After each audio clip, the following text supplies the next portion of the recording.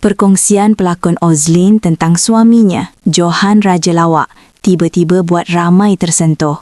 Dia cerita satu momen masa Hari Raya Aidilfitri tempoh hari, masa sesi bermaaf-maafan dalam keluarga mereka.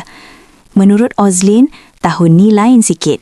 Johan atau Papa, seperti yang mereka panggil, bagi ucapan yang panjang. Bukan sekadar ucapan biasa, tapi penuh dengan rasa. Suasana yang asalnya ceria, perlahan-lahan jadi syahdu. Belum sempat pun masuk sesi salam bermaafan, Johan dah mula minta maaf. Bukan sekadar umum, tapi satu persatu. Dari isteri, anak-anak, sampailah kepada pembantu rumah. Bayangkan suasana tu. Satu rumah terus diam, lepas tu mula kedengaran tangisan. Sedu sedan, semua tersentuh dengan kata-kata seorang suami dan ayah.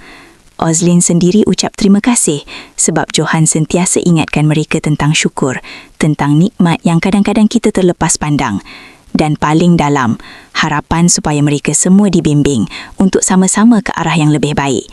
Bila tengok momen macam ni, ramai netizen kagum dengan cara Johan bawa peranan sebagai suami dan ayah. Bukan sempurna, tapi berusaha jadi lebih baik untuk keluarga.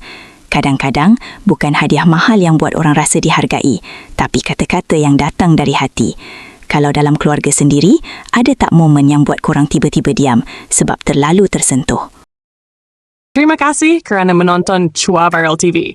Jangan lupa like, komen dan subscribe untuk terus dapatkan update terkini tentang dunia hiburan Malaysia.